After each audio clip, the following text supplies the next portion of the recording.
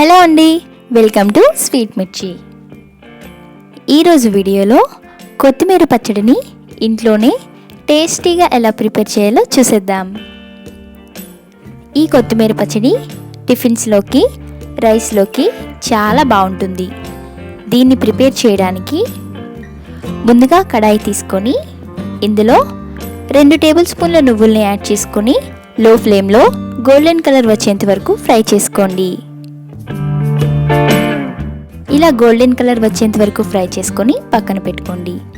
ఇదే ప్యాన్లో 2 టేబుల్ స్పూన్ల ఆయిల్ యాడ్ చేసి 15 నుంచి 20 పచ్చిమిర్చిని మధ్యలో ఘాటు పెట్టుకొని వేసుకోండి. కారం తక్కువగా తినాలనుకుంటే పచ్చిమిర్చిని కొంచెం తక్కువగా వేసుకోండి. ఇలా 2 నిమిషాల పాటు ఫ్రై చేసుకున్న తర్వాత మూత పెట్టి ఫ్రై చేసుకోండి.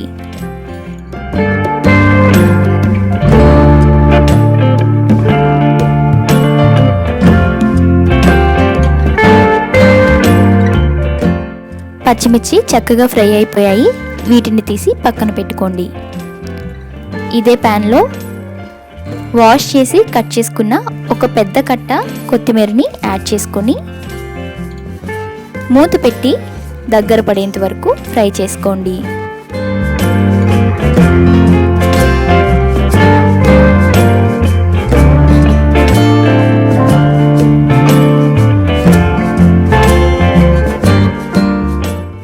కొత్తిమీర ఫ్రై అయిపోయింది.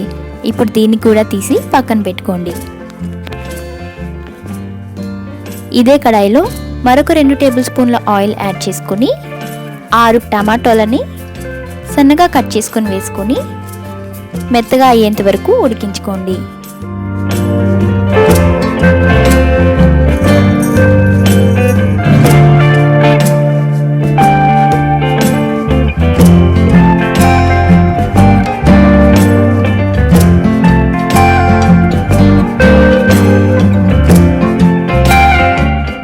టమాటోలు సగం ఉడికిన తర్వాత నిమ్మకాయ అంత చింతపండుని 1 టేబుల్ స్పూన్ పసుపుని వేసుకొని మిక్స్ చేసి పూర్తిగా మెత్తగా అయ్యేంత వరకు ఉడికించుకోండి.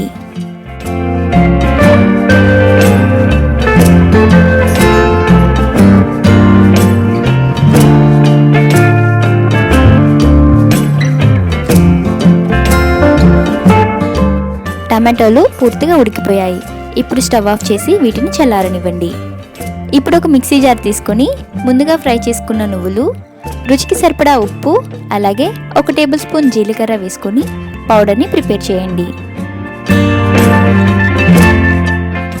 ఇందులోనే ఫ్రై చేసుకున్న పచ్చిమిర్చి,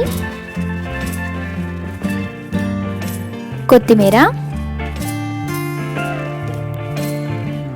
టమాటోలను కూడా యాడ్ చేసుకొని మెత్తగా గ్రైండ్ చేసుకోండి. ఇలా గ్రైండ్ చేసుకున్న తర్వాత 10 నుండి 15 వెల్లుల్లి రెబ్బల్ని పొట్టు తీసివేసి మరొకసారి గ్రైండ్ చేసుకోండి.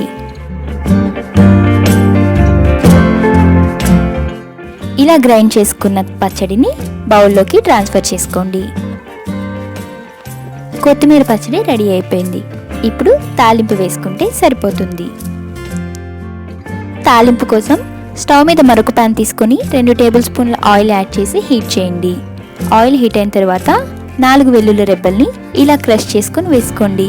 అలాగే 2 ఎండుమిర్చి, 1 టేబుల్ స్పూన్ పచ్చిశనగపప్పు, 1 టేబుల్ స్పూన్ మినప్పప్పు, 1 టేబుల్ స్పూన్ జీలకర్ర, 1 టేబుల్ స్పూన్ ఆవాలు, కొద్దిగా కరివేపాకు వేసి ఫ్రై చేసుకోండి.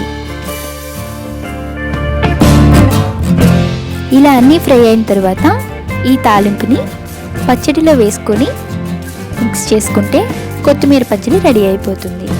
చూసారు కదా, కొత్తిమీర పచ్చడిని ఇంట్లోనే చాలా టేస్టీగా ప్రిపేర్ చేశాము. దీన్ని మీరు తప్పకుండా ట్రై చేయండి. టేస్ట్ చేసి ఎలా వచ్చిందో కామెంట్ చేయండి. ఈ వీడియో కనుక మీకు నచ్చినట్లయితే లైక్ చేయండి, షేర్ చేయండి, స్వీట్ మిర్చి ఛానల్ని సబ్స్క్రైబ్ చేయండి. Thanks for watching.